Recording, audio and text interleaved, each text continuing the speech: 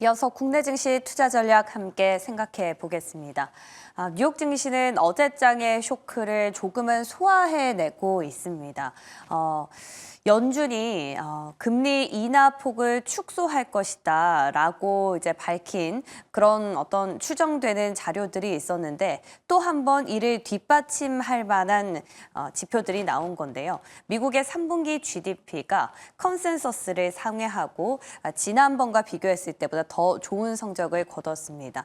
이렇게 소비를 바탕으로 경제가 탄탄하게 성장해가고 있는 가운데 고용까지도 확실히 튼튼하다라는 사실을 볼 수 있었던 대목인데요. 그러면서 다우 지수는 그래도 조금 힘을 내줬고 어제장 3% 급락했던 나스닥 지수도 약간은 소화시키는 상황으로 좀 접어들고 있습니다.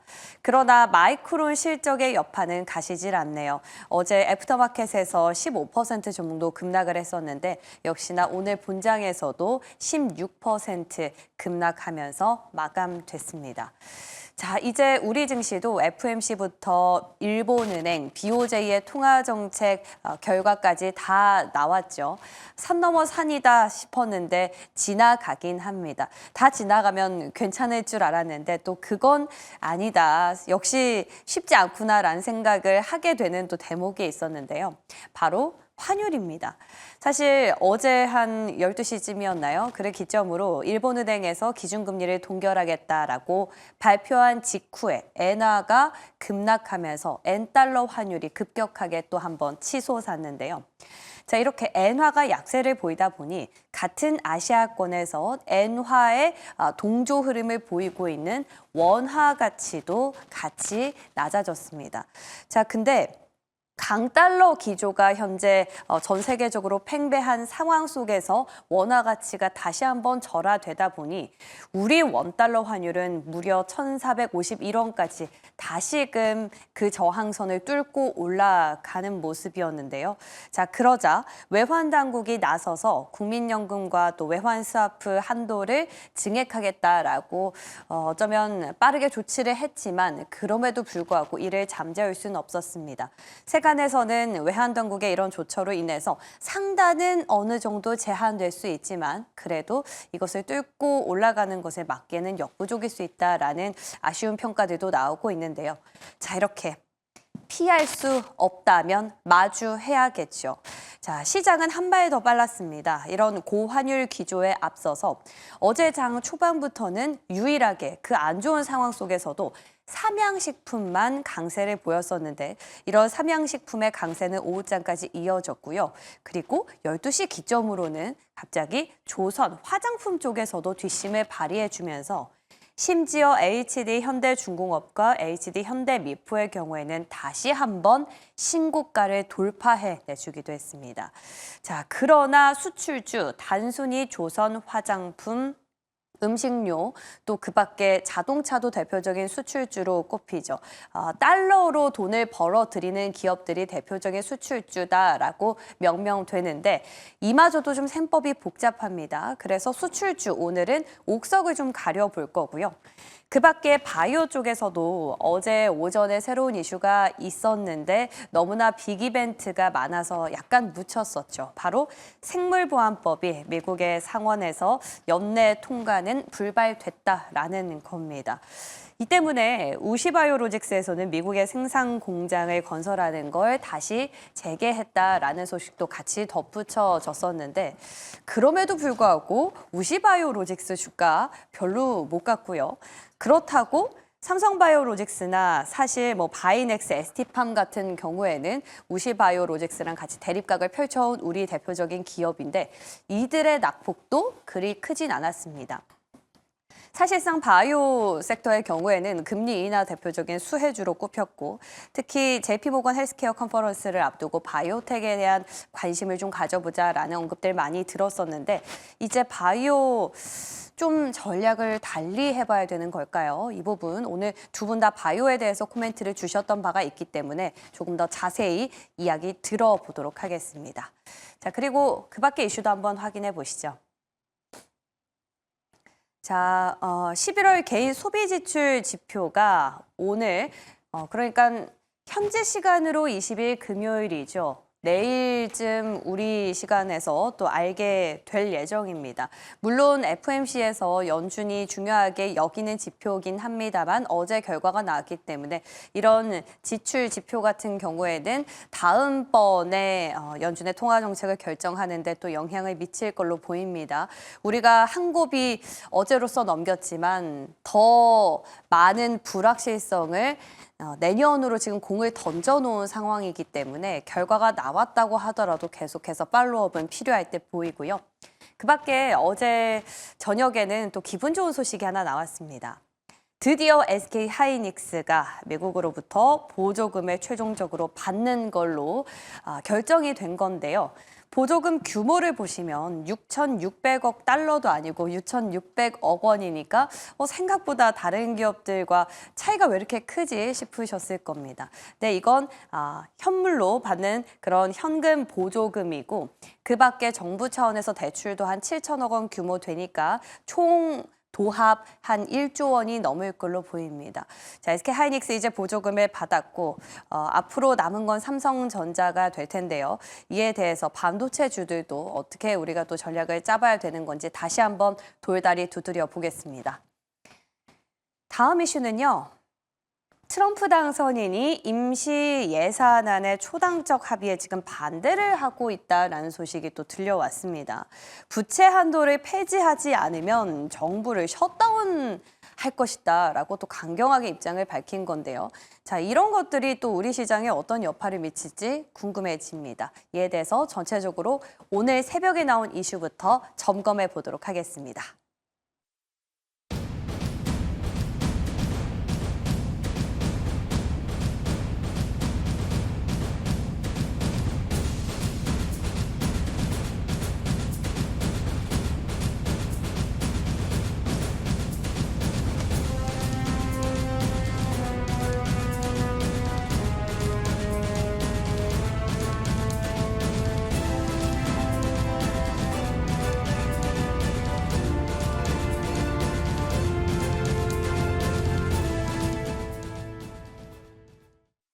네, 한 주를 마무리하는 금요일 아침입니다. IM증권 도곡 WM센터 이화진 과장, 위즈웨이브 이권희 대표와 함께하겠습니다. 어서 오십시오. 안녕하세요. 안녕하세요. 반갑습니다.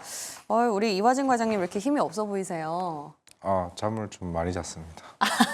좋은 거네요, 네, 그죠? 네. 네, 그 많이 주무신 거 오늘 다 쏟아내주시길. 예, 어제 저녁에 나온 또 따끈따끈하고 기분 좋은 이슈죠. 반도체 SK 하이닉스의 보조금 수령 건부터 체크해 보겠습니다. 자, 기다렸었던 결과예요, 대표님. 예. 그러면은 별로 반응이 없을까요? 우린 이런 소식에 어떻게 좀 시장이 화답을 할까요? 뭐 그닥 그렇게 큰 영향은 없을 것 같고요. 없어요? 예.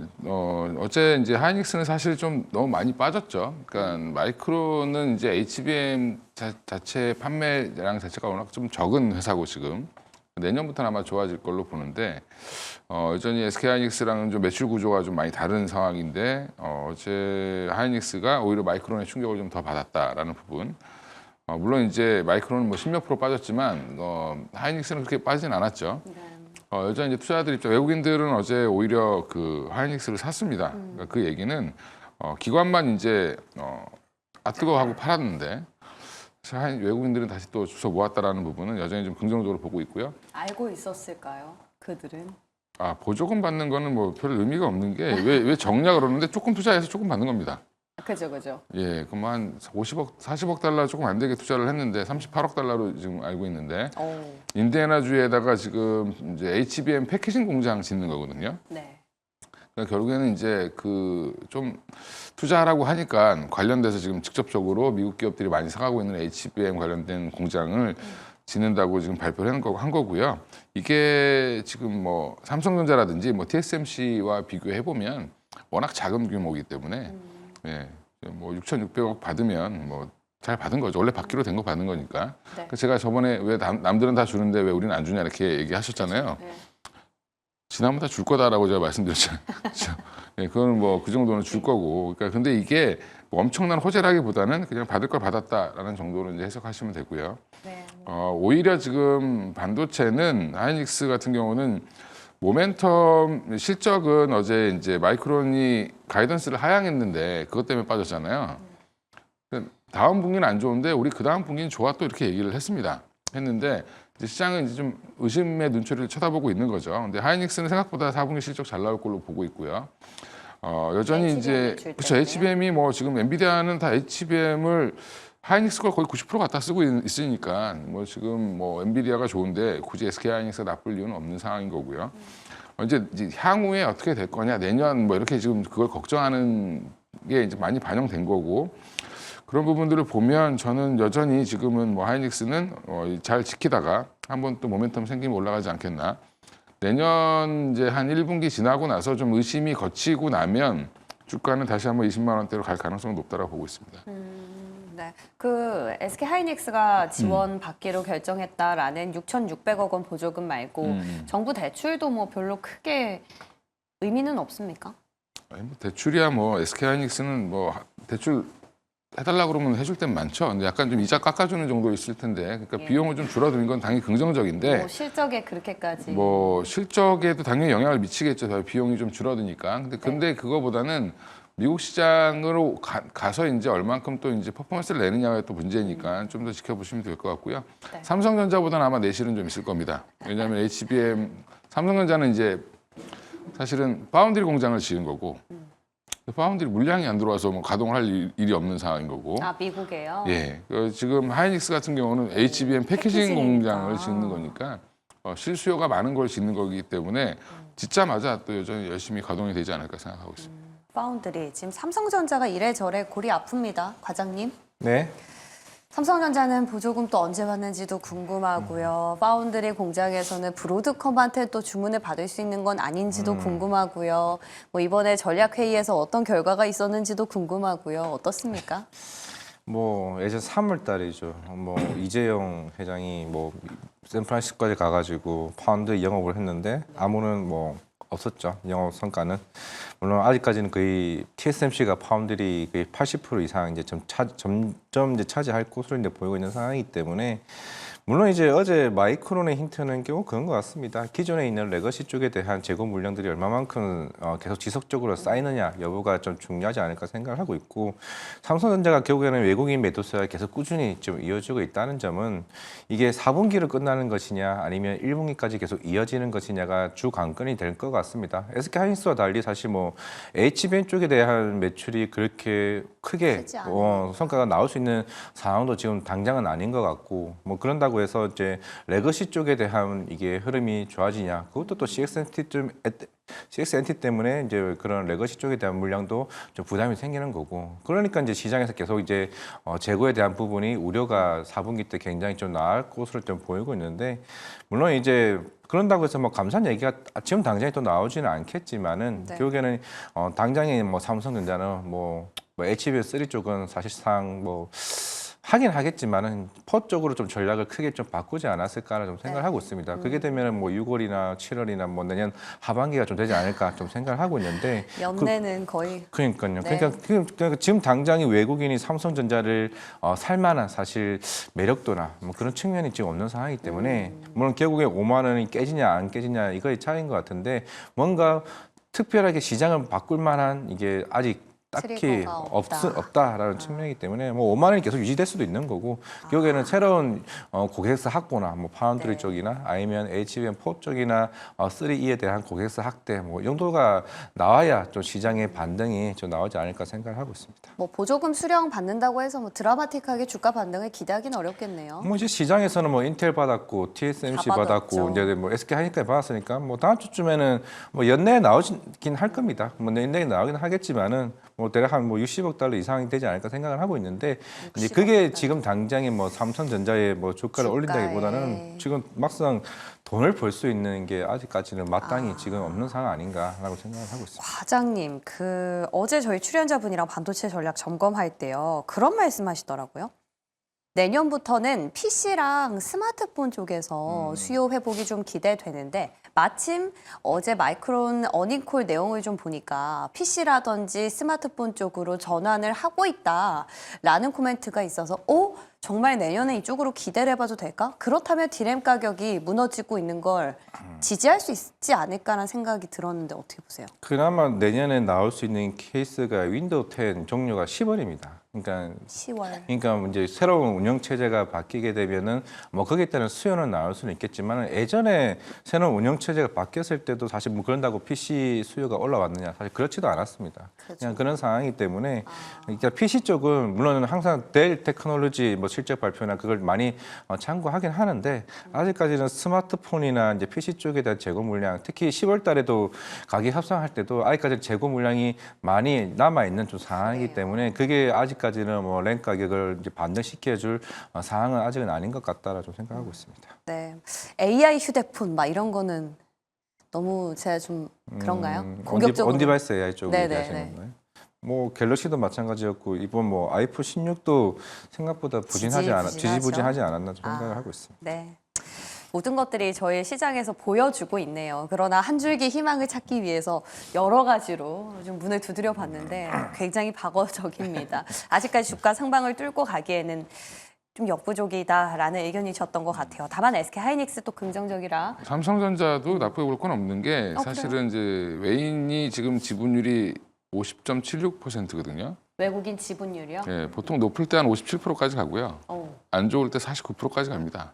그럼 한 1%가 더 팔면 돼요. 아, 그럼 올라간다고요? 이게 로스컷을 계속 하는 과정이기 때문에 왜 하죠, 로스컷은? 일정 부분 하락을 하면 무조건 이제 손절을 해야 되는 기계적 매매가 있기 때문에 네, 그런 물량들이 좀 나오는 거고 그 물량들이 어느 정도 다 출회되고 나면 네. 찐 주식이라고 하죠. 계속 갖고 있는 사람들 49%. 네. 그 물량은 안 빠져나갈 거기 때문에 그것까지 빠져나가는 다음에 사실 심각한 거고. 그렇죠. 예, 한 1% 정도만 더 팔면. 예.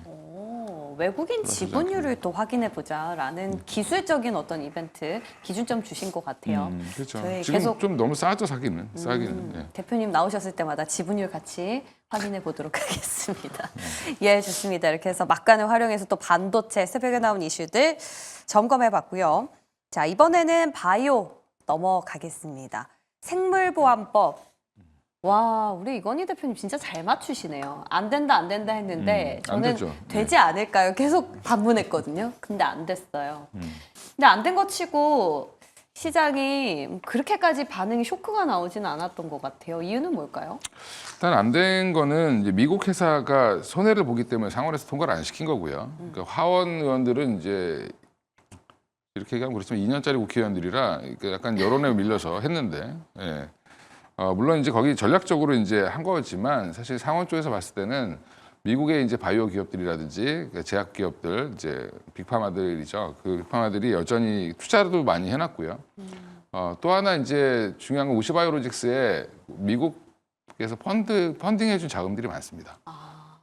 예, 그러면 우시가 망가지면 미국이 타격을 보는. 네. 그래서 지금 우시가 지금 또 미국에도 공장을 좀 짓고 있죠. 이런 부분들 때문에 이거를 섣불리 통과시키면 미국이 오히려 피해를 본다 역으로 이런 가능성이 있고요. 그래서 제재는 아마 이렇게 뭐 대대적으로 안 하더라도 이제 뭐 사실 부분적으로 하겠죠. 그래서 아마 향후에 우시가 점점 규모는 좀 줄어들 가능성이 있다고 좀 보는데 그냥 법으로 딱 그냥 야 너 안 돼 이렇게 하기는 좀 애매한 상황이다. 네, 그리고 이제 그거를 또 뭐 트럼프가 어떤 카드로 쓸 수 있을지도 또 지켜봐야 될 것 같고요. 그래서 우리나라 CMO, CDMO 종목들은 그것 때문에 7월부터 달렸기 때문에 특히 이제 뭐 몇 종목 있죠. 그런 종목들은 조금 조정이 나올 가능성이 있고요. 상대적으로 삼성바이오로직스는 그래도 이제 수주량은 계속 증가할 겁니다. 왜냐하면 캐파가 있기 때문에 사실은 이제 좀 불안한 이제 제약사 입장에서는 삼성바이오로직스한테 러브콜을 보낼 가능성은 있고 중장기적으로 봤을 때 우리 기업들은 수주는 계속 증가될 걸로 예상을 하고 있습니다. 우시가 있더라도요? 그렇죠. 예, 우시 쪽으로 이제 좀 비중을 좀 줄이겠죠, 점차. 예, 점차 줄일 과정, 이제 엑시트를 하는 과정을 좀 지나야 아마 그때부터 제재를 하지 않겠나 생각을 하고 있고, 그리고 이제 지금 CDMO, CMO가 중요한 게 아니라 이쪽은 뭐 회사들이 별로 빠지지도 않았습니다, 사실 그죠? 원래 이제 숫자로 움직이는 회사들이기 때문에 일부 이제 바이넥스 같은 종목들이 좀 타격이 좀 있겠죠. 그 외에 이제 보면 오히려 바이오텍들이 더 이제 사실은 조금 더 힘든 상황이죠. 그러니까 왜 그렇게 됐을까요? 궁금해요. 이슈는 없고 금리는 오르고. 금리가 오른다. 시장 금리가 오르잖아요 지금. 시장 금리. 네, 지금 채권 금리가 10년물이 4.5를 돌파했습니다. 네. 트럼프 당선 이후에 이제 트럼프 때문에 일시적으로 우려 때문에 올랐던 금리가 그 상단을 뚫었습니다 어제. 그 얘기는 당분간 바이오의 센티는 조금 안 좋아질 수 있다. 물론 바이오가 지금 뭐 알테오젠이라든지 리가켐이라든지 이런 종목들이 유한양행도 마찬가지고 금리 때문에 올라간 건 아니지만 지금 이슈가 나올 게 당분간 없죠. 한 1월 달 정도나 돼야 나올 텐데 지금 12월 20일인데 라이센스 아웃이 12월 20일 이후에 나온 적이 제가 알기로는 제 기억에 10년 동안 한 번 정도 있는 걸로 알고 있는데 아주 급한 거 아니면 지금 안 하죠. 다 휴가 갔으니까. 예, 그 내년에 아마 1월 달에 이제 뭐가 기대감이 생기기 때문에 연을 한번 넘기고 저는 내년 정도면 내년이라고 하면 얼마 안 남았잖아요. 그죠? 예. 한 2주 남았나요? 예, 한 2, 3주 참았다가 예. 사시면 될 것 같고 아니면 갖고 계신 분들은 좀 기다리시면 될 것 같습니다. 그러니까 바이오는 지금 좀 기다려보자. 뭐 CDMO든 바이오텍이든. 유화진 과장이 어떻습니까? 알테오젠 또 주구장창 외쳐오셨는데요. 뭐 투심이 있다는 당분간 끊겠죠. 물론 이제 말씀하신 것처럼 그 1월 13일 이제 JP모건 헬스케어까진 뭐 딱히 뭐 이벤트가 없다는 점. 물론 이제 아까 10년물 국채금리도 지금 5%까지 얘기가 나오고 있는 상황이다 보니 좀 그런 측면이 있는 것 같고, 물론 결국에는 이제 모멘텀이 나오게 되면은 분위기는 뭐 달라질 수는 있다고 좀 생각하고 있습니다. 물론 최근에 이번 JP모건 헬스케어에서도 원래 셀트리온과 삼성 바이오로이스만 이제 메인 트랙에 발표가 되어 있었는데 브릿지 바이오까지 이제 추가가 됐죠. 그만큼 저는 물론 브릿지 바이오도 뭐 좋은 회사긴 맞습니다만은 전체적으로 우리나라 이제 K 바이오의 위상을 보여줄 수 있다고 좀 생각을 하고 있습니다. 물론 이제 이번에 머크가 이제 거기서 이제 키트로다 SC 임상 3상 탑라인 데이터를 좀 발표할 가능성이 있다고 좀 생각을 하고 있고, 뭐 그러면 그 이후에 바로 FDA 이제 승인 신청을 하겠죠. 그러면 이제 다시 한 번 더 분위기는 좀 뒤바뀔 수는 있다라 좀 생각을 하고 있고, 결국에는 물론 CDMO도 물론 이제 론자나 아니면은 이제 우시 바이오로시도 마찬가지겠지만은 결국 이게 거의 뭐 CDMO도 결국에는 이제 제조 사업이고 이제 수주 모멘텀이 있는 상황이기 때문에 뭐 단기적으로는 이제 그 정도 펀더멘털에 대한 해소는 될 수는 있겠지만은 결국에는 내년 4월부터는 오공장이 나오고 결국에는 이제 수주와 결국에는 실적에 대한 동반이 나오게 되면은 흐름은 좀 좋아지진 않을까. 물론 이제 결국에는 최근에 이게 상임위원회 이번에 임명된 사람이 그동안 CDMO 이 관련 생물보안법을 반대했던 사람이 임명이 됐습니다. 그런 것 때문에 아마 내년에도 조금 쉽지는 않은 좀 상황은 좀 될 수 있지 않을까라는 생각을 하고 있기 때문에 제약바이오 전체가 안 좋다기보다는 물론 각각 개별로 뭐 바이오 시밀러라든가 뭐 바이오 뭐 플랫폼이라든가 물론 신약이라든가 아마 다른 좀 개별적으로 움직일 가능성이 있는데 결국에는 새로운 그런 임상에 대한 발표나 아니면 기술 이전에 따른 이제 실적 관련 이제 스케줄에 따라서 좀 차별화가 좀 생기지는 않을까. 그만큼 전반적으로 제약 바이오 전체가 올라갈 수 있는 환경은 좀 아니다를 좀 생각을 하고 있습니다. 최근 보니까 셀트리온 쪽으로 수급이 약간씩 들어오면서 다시 바이오텍도 아니고 CDMO도 아니고 시밀러 쪽인가라는 생각을 찰나 했거든요. 근데 보니까 마침 재료가 있어서 우리는 진펜트라만 기대하고 있었잖아요. 네. 근데 그 밖에 미국에서 또 사음절이었는데 기억이 안 나요. 아스테키마. 스테키마. 예, 스테키마 판매 허가를 승인받았다라는 건데 이거 또 다른 캐시카우의 역할을 좀 기대해 볼 수 있는 겁니까? 내년에 아마 5개 바이오 시밀러가 진출을 할 겁니다. 그래서 이제 셀트리온은 물론 지금 제가 연기금이 굉장히 한 뭐 20일 넘게 조금 계속 매수세로 좀 오고 있는 네. 건데 그거는 일단 조정하는 정책 때문에 들어온 것 같고 뭐 주식과 그 현금 이제 배당 자체만으로도 그 역대급 배당이었고 내년에 또 이제 자사주 소각 한 5,400억 정도 이제 소각을 하는 걸로 이제 보이고 있기 때문에 뭐 밸류업 이 펀드 이제 지수의 그 한 비중이 한 70% 정도 됩니다. 10% 비중이고 이제 그런 측면에서 최근 연기금이 좀 강하게 들어오지 않았나 생각을 하고 있고 물론 예상대로 매출은 올해 총 이제 한 3.5조 정도 매출은 나올 건데 내년에 일단 가이던스가 5조입니다. 물론 최근에 이 효과가 어떻게 될지는 저도 이제 좀 봐야 되긴 하겠지만 트럼프가 PBM 이 사업자들에 대해서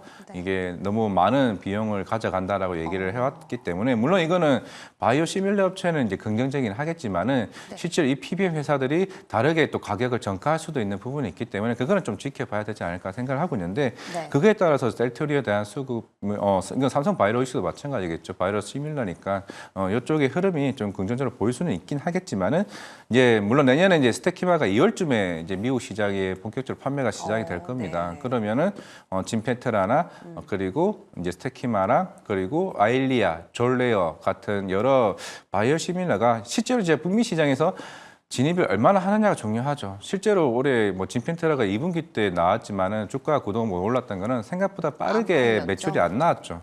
물론 내년에 회사 입장에서는 1조라고 얘기는 하고 있지만은 하지만 증권사 보는 컨센은 6천억입니다. 어머, 반토막이네요. 그러니까 이제 시장에서는 너무 너네 진펜테라가 미국 시장에서 그렇게 빨리 이게 진입을 침투율이 올라갈 수 있을까에 대한 의구심도 있는 거고 만약에 거기에서 컨센보다 잘 나오면 주가는 갈 수는 있겠죠.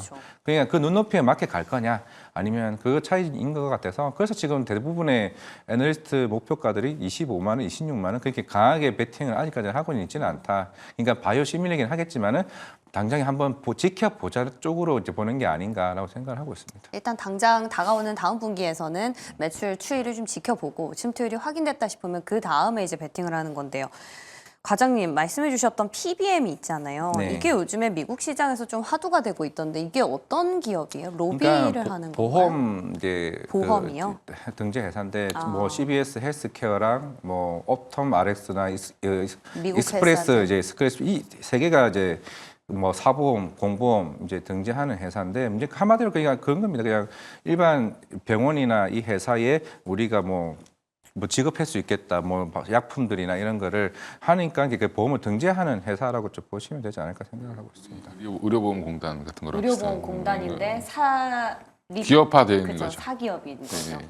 근데 그 기업이랑 시밀러 기업이랑 왜 이렇게 반비례 관계예요? 우리도 의료보험공단에서 등재 안 해주면 뭐 안 팔리니까. 약가를 정해주고 등재를 해주고 해야 되잖아요. 네. 예, 그래서 이제 그거를 계산해줘야 되니까 보험 가입자들한테. 예, 그러면 보험에서 얼마 주고 뭐 이제 나눠 가져야 되잖아요. 예, 지금 의사분들이 병원에 결제하면 한 10,000원 결제하지만 사실은 그쵸, 한 4만 원 이상 다시 또 받거든요. 예, 그렇게 보시면 돼요. 좋은 또 팁을 주셨어요. 좋습니다. PBM 업체들의 행방과 시밀러 기업 그리고 CDMO 삼성 바이오로직스 지켜보도록 할게요. 자, 끝으로 저희 수출주에 대한 것들을 좀 옥석을 가려보고 싶습니다.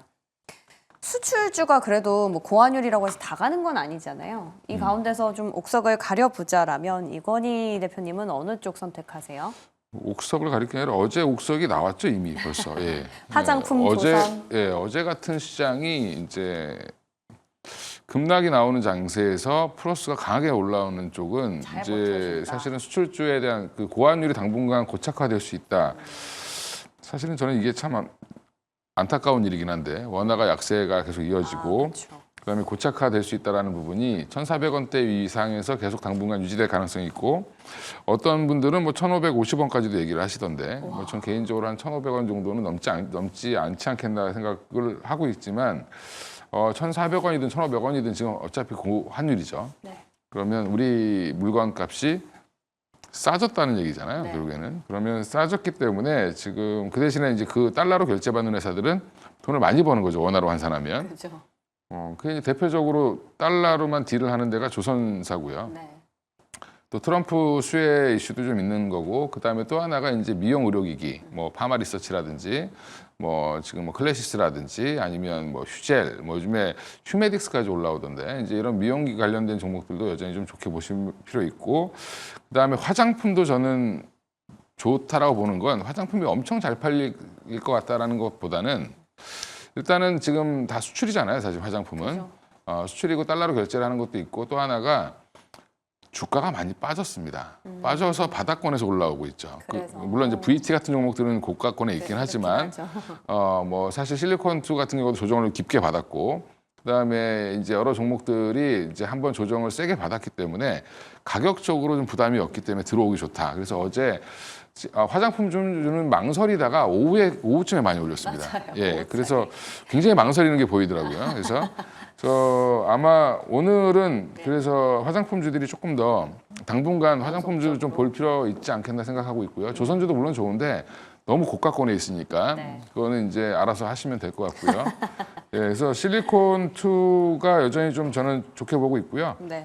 미국 경기 좋고 뭐 어제 보니까 또 우리나라 그 색조 브랜드랑 같이 협업해가지고 또 진행을 하더라 출시하고 뭐 이제 그 유통망을 갖고 있기 때문에 같이 이제 협업하겠다라고 지금 하면서 네. 유닛 효과를 좀 내려고 하니까 저는 한 4만 원까지 한 반등은 나오지 않겠나 보고 이야, 있습니다. 4만 원까지 좋습니다.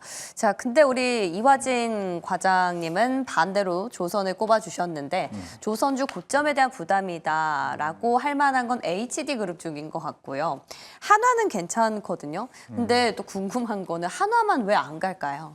일단은 매출은 나오지만 수익성이 생각보다 안 나오니까 3분기 때 실적이 살짝 이제 주가가 좀 빠졌던 거고 그리고 하나오션과 삼성중공업 올해 수주 목표가 다른 현대중공업 그룹 대비해서 굉장히 낮았습니다. 물론 그 이유가 올해는 사실 LNG 쪽에 이제 수주에 대한 물량보다는 오히려 쪽 다른 뭐 컨테이너나 아니면 탱커나 다른 쪽 선종 다변화 때 이제 현대중공업이 오히려 수주의 모멘텀이 굉장히 많았던 거고 물론 내년에는 이제 LNGC 이쪽으로 이제 물량들이 많이 좀 발주가 될 것으로 보이고 있을 겁니다. 그게 북미향으로 좀 나올 가능성이 있는 상황이고 그러다 보니 환율에 대한 영향을 조금 많이 받을 수가 있겠죠. 물론 그런 측면이 있는 것 같고 물론 이제 시장에 대한 우려도 있습니다. 실제로 지금 보통 건조하는데 2년 정도가 걸리게 되는데 그 많은 물량들을 다 발주받게 되면은 이제 우려하는 게 그 이유겠죠. 그러니까 슬롯은 제한되어 있는데 물량을 다 받아버리면 보통 4년까지 지금 예상을 하고 있다라고 하게 되면 수익성에 대한 문제도 시장에서는 이제 우려를 하고 있는 것 같고 뭐 지금 당장은 워낙 이제 실적 이제 발주들이 내년부터 하나둘씩 나오기 시작을 할 거고 뭐 실적은 물론 그동안 올해 1분기 때부터 흑자 전환되게 되면서 계속 이게 수익 마진이 계속 올라가고 있는 측면이기 때문에 물론 그런 측면에서는 당분간은 좀 일단은 좋아질 수는 있다는 좀 생각을 하고 있습니다. 조선도 다음 주 계속 공략해봐도 괜찮을까요? 지금 당장까지는 뭐 충분히 좀 나올 것으로 보이고 있고 네. 물론 이제 뭐 하나오션이나 뭐 현대중공업이나 최근에 이제 HD 현대미포가 오히려 이제 2월달 MSCI 편입 관련 많이 이슈도 있는 만큼 그런 수급적인 요인이 있지 않을까라고 생각을 하고 있습니다. 우리 이화진 과장님께서는 한 몇 달 전부터 HD 현대미포에 대해서 말씀 주셨는데 네. 계속해서 시세가 잘 나가고 있습니다. 제2의 미포로 하나오션 저희 기대해 볼게요. 실리콘2 마찬가지로 다음 주 연속 상승 고대해 보겠습니다. 두 분 오늘 도움 말씀 고맙습니다.